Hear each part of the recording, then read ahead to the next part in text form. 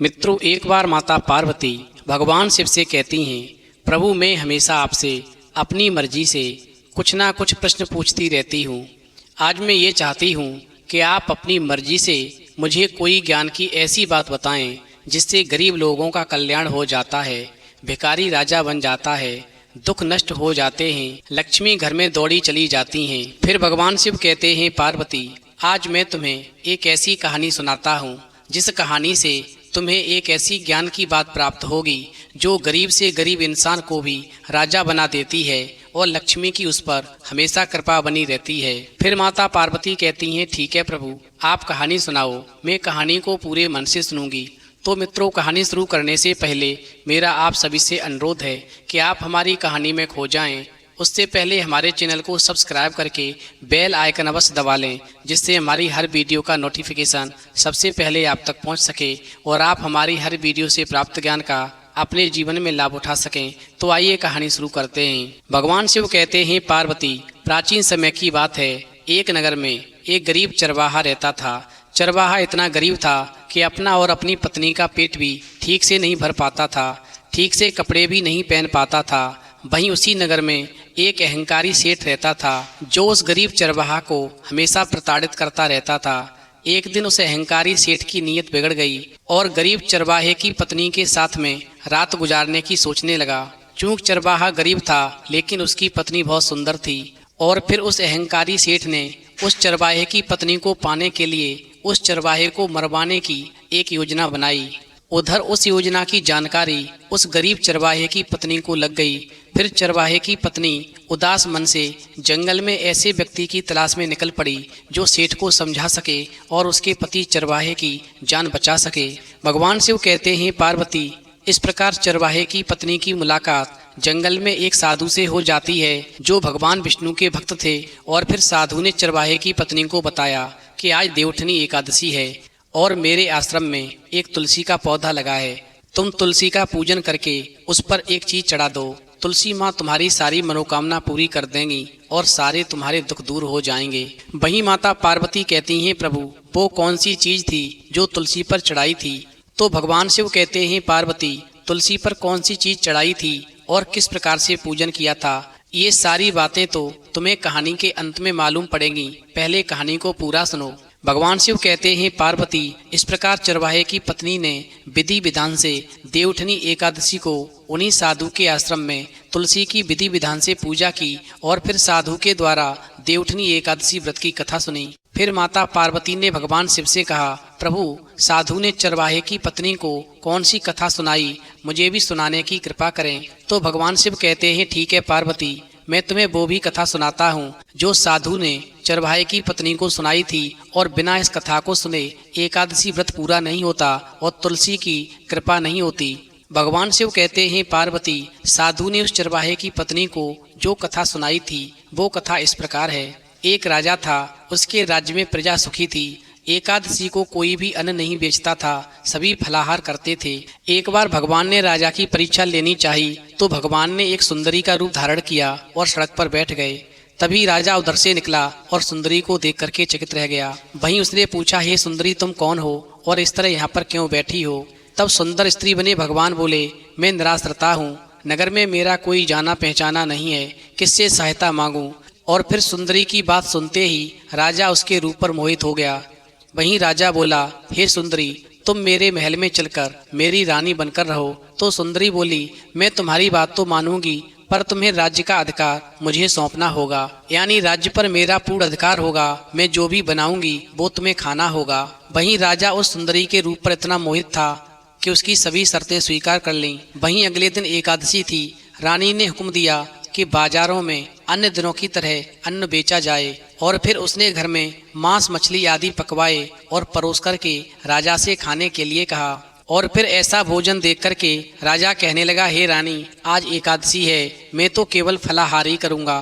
तब रानी ने शर्त की याद दिलाई और बोली, या तो खाना खाओ नहीं तो मैं बड़े राजकुमार का सिर काट दूंगी। वहीं राजा ने अपनी स्थिति बड़ी रानी से कही तो बड़ी रानी बोली, महाराज धर्म ना छोड़ें, बड़े राजकुमार का सिर दे दें, पुत्र तो फिर मिल जाएगा पर धर्म नहीं मिलेगा। इसी दौरान बड़ा राजकुमार खेलकर आ गया और माँ की आंखों में आंसू देख करके वो रोने का कारण पूछने लगा। तो माँ ने उसे सारी बात बता दी। इस प्रकार माँ की बात सुनने के बाद में बड़ा राजकुमार बोला, मैं सिर देने को तैयार हूँ, पिताजी के धर्म की रक्षा होगी और जरूर होगी, आप चिंता न करें। उधर राजा दुखी मन से राजकुमार का सिर देने को तैयार हुआ तो रानी के रूप में भगवान विष्णु ने प्रकट होकर के असली बात बताई कि राजन, तुम इस कठिन परीक्षा में पास हुए। फिर भगवान ने प्रसन्न मन से राजा से वरदान मांगने को कहा तो राजा बोला, हे प्रभु, आपका दिया हुआ सब कुछ है, आप हमारा उद्धार करें। भगवान शिव कहते हैं, पार्वती, फिर भगवान विष्णु ने कहा, मैं तुमको वचन देता हूँ कि लक्ष्मी की कृपा तुम्हारे यहाँ पर सदैव बनी रहेगी, तुलसी की कृपा तुम्हारे घर पर हमेशा बनी रहेगी, जीवन में तुम्हें कभी भी कोई कष्ट नहीं होगा और एक दिन तुम्हें स्वर्ग की प्राप्ति होगी। अभी तुम इस पृथ्वी लोक पर रह कर के सुख भोगो।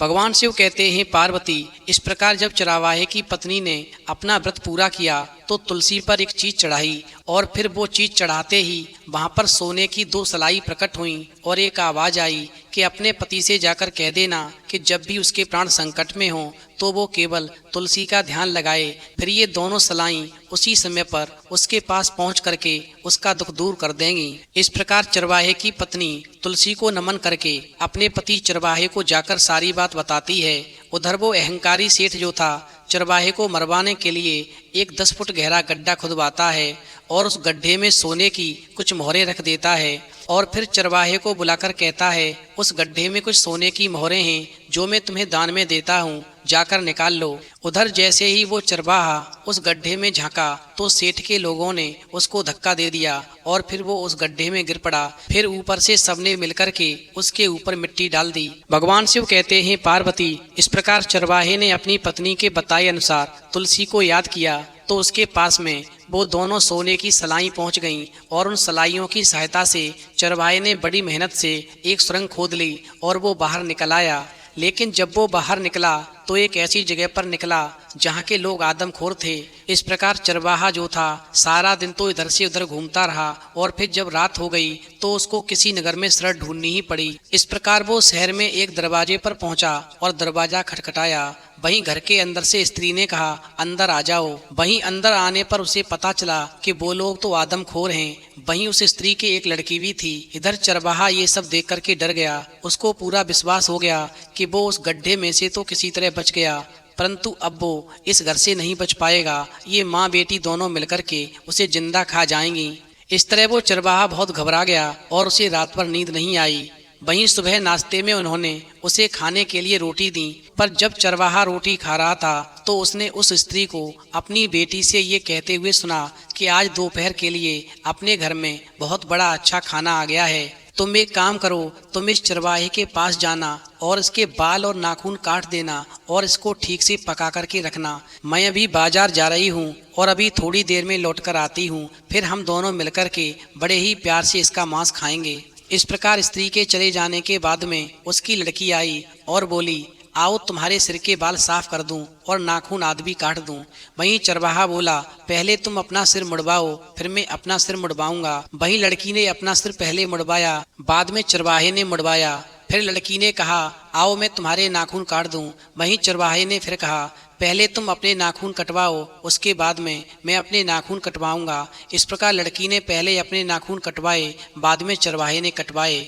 इसके बाद वो लड़की बोली, अच्छा अब जरा देखो कि पानी उबल गया कि नहीं। वहीं चरवाहा होशियार था तो वो कहने लगा कि तुम खुद जाकर देख लो कि पानी में उबाल आया है या नहीं। वहीं लड़की ने सोचा कि चलो कोई बात नहीं, मैं सबसे पहले पानी को देख लेती हूँ, उसके बाद में ये चरवाहा जाएगा और मैं इसको उस गर्म पानी में धकेल दूंगी और फिर मेरा काम पूरा हो जाएगा। और फिर ऐसा सोच करके वो लड़की जो थी पानी देखने लगी। इतने में चरवाहे ने उस लड़की को पानी की तरफ धक्का दे दिया और वो उस उबलते पानी में गिर पड़ी।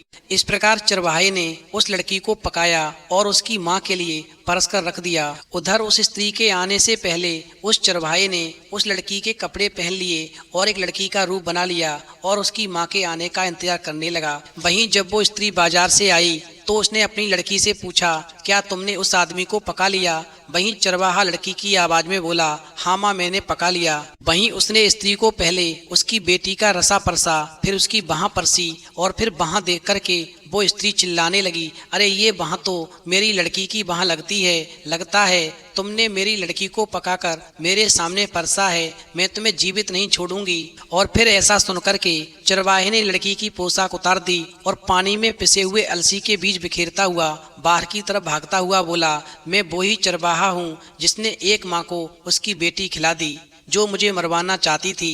वहीं स्त्री गुस्से में भर कर के उस चरवाहे का पीछा करने लगी, उसके पीछे भागी, परंतु अलसी के बीजों पर फिसलकर गिर पड़ी। बड़ी कोशिश के बाद में वो कहीं उठ पाई, फिर उस चरवाहे के पीछे भागने लगी।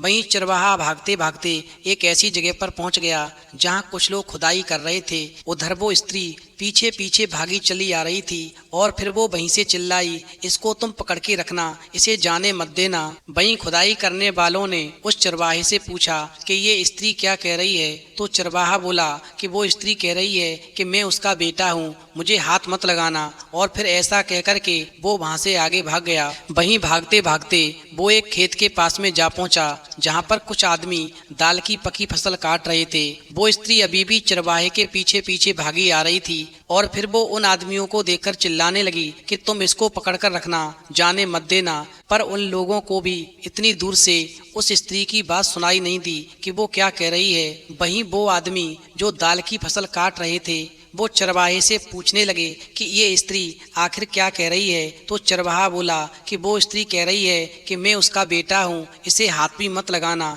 इस प्रकार जो लोग दाल की फसल काट रहे थे उन्होंने चरवाहे की बात को मान करके चरवाहे को कुछ दाल की फलियां दे दी और फिर चरवाहा वहां से भाग निकला। इस प्रकार भागते भागते वो एक बंदरों के झुंड के पास में जा पहुंचा। वहीं वो स्त्री फिर से चिल्लाई कि बंदरों, इस आदमी को पकड़कर रखो, ये जाने न पाए।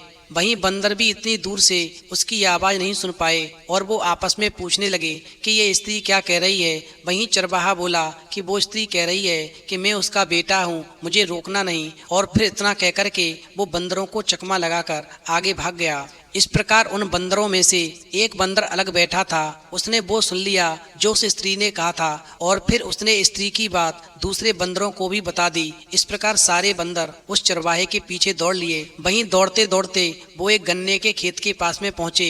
उधर चरवाहे ने कुछ गन्ने उस खेत से तोड़ करके उन बंदरों की तरफ फेंक दिए। फिर बंदर जो थे गन्ने खाने में लग गए और चरवाहा वहां से आगे भाग लिया। इस प्रकार भागते भागते वो चरवाहा जो था एक झील के किनारे पहुंचा और उसने तुलसी को याद किया और प्रार्थना की, हे तुलसी माँ, तू इस झील को 2 हिस्सों में बांट दे ताकि मैं इसे पार कर सकूं। वहीं झील जो थी तुरंत ही 2 हिस्सों में बट गई और चरवाहा जो था बीच की सूखी जमीन पर दौड़ करके झील पार कर गया। उधर झील पार करके फिर उसने प्रार्थना की कि वो झील फिर से वैसी ही हो जाए, हे तुलसी माँ, जैसे पहले थी। वहीं तुलसी की कृपा से वो झील जो थी फिर वैसी की वैसी हो गई। अब वो स्त्री वहां पर पहुंची तो झील को पार नहीं कर सकी। वहीं स्त्री ने चरवाहे से पूछा कि इस झील को पार करने का क्या तरीका है। तो चरवाहा बोला, इस झील को पार करने के लिए मुझे अपनी एक आंख निकालनी पड़ी, एक हाथ काटना पड़ा और एक पैर काटना पड़ा। वहीं स्त्री ने सोचा कि चरवाहा सच कह रहा है तो उसने भी अपनी एक आंख निकाल दी, एक हाथ काट दिया, एक पैर काट दिया और झील में कूद पड़ी। वहीं हाथ पैर न होने की वजह से वो तैर भी नहीं सकी और वहीं झील में डूबकर मर गई और चरवाहा जो था खुशी खुशी अपने घर चला गया। इस प्रकार जब चरवाहा घर पहुंचा और उसकी पत्नी ने देखा तो उसकी पत्नी की खुशी का ठिकाना नहीं रहा और फिर चरवाहे ने अपनी पत्नी को उन दोनों सोने की सलाइयों के बारे में बताया कि इन सलाइयों ने किस प्रकार से उसकी मदद की। इस प्रकार उस चरवाहे की पत्नी ने अपने घर पर तुलसी का एक पौधा लगाया और हर देवउठनी एकादशी को विधि विधान से पूजा करने लगी, जिससे उसके जीवन में हमेशा खुशी बनी रही, उसके सारे दुख दूर हुए, धन की कमी नहीं रही। अब मैं बताता हूँ कि तुलसी पर कौन सी चीज चढ़ानी चाहिए और पूजा किस प्रकार करनी चाहिए। यानी तुलसी पर देवउठनी एकादशी वाले दिन पूजा करने के बाद में जो तुलसी पर ये एक चीज चढ़ाता है, लक्ष्मी उसके घर में दौड़ी चली जाती हैं, उसके सारे दुख हमेशा के लिए दूर हो जाते हैं। भगवान शिव कहते हैं, पार्वती देवउठनी एकादशी वाले दिन गन्ने का मंडप बनाने के बाद में बीच में चौक बना लें। इस चौक पर भगवान विष्णु की मूर्ति या चित्र बनाएं। चौक के साथ श्री हरि चरण बनाएं। इसके बाद भगवान को गन्ना सिंगाड़ा, फल और मिठाई अर्पित करें। सारी रात घी का दीपक जलाएं। जलाएं। भोर में भगवान के चरणों की विधिवत पूजा करें, फिर भगवान के चरणों को स्पर्श करके उन्हें जगाएं। इस दिन उपवास करके रात में सोए हुए भगवान के गीत आदि मांगलिक उत्सवों द्वारा उन्हें जगाएं। वहीं शास्त्रों में वर्णित मंत्रों और घंटों की मधुर ध्वनि के द्वारा भगवान को जगाना चाहिए। सायंकाल में पूजा स्थल को साफ सुथरा कर लें। चूना व गेरू से श्री हरि के जागरण के स्वागत में रंगोली बनाएं और घी के 11 दीपक देवताओं के निमित्त जरूर जलाएं। इस प्रकार भोग में फल, केला, आंवला, अनार, सिंघाड़ा, सेब तथा पीले मिष्टान के साथ में खीर का भोग प्रसाद में अवश्य लगाना चाहिए। अब मैं तुम्हें बताता हूँ कि पूजा करने के बाद में तुलसी पर कौन सी चीज चढ़ाने से दुख दूर हो जाते हैं, लक्ष्मी दौड़ी चली आती हैं। तो वो है कच्चा दूध। यानी जो देवठी एकादशी वाले दिन तुलसी पर गाय का कच्चा दूध चढ़ाता है तो कच्चा दूध चढ़ाने मात्र से ही लक्ष्मी ऐसे व्यक्ति के घर दौड़ी चली जाती हैं और जीवन भर धन की वर्षा करती हैं। वहीं अंत में कहानी सुनने के बाद में माता पार्वती कहती हैं, प्रभु आज की कहानी सुनकर के मेरा मन प्रफुल्लित हो गया। तो मित्रों, यदि आपको भी कहानी पसंद आई हो तो प्लीज आप हमारे चैनल को सब्सक्राइब करें और भगवान शिव और पार्वती के लिए एक लाइक करना बिल्कुल न भूलें।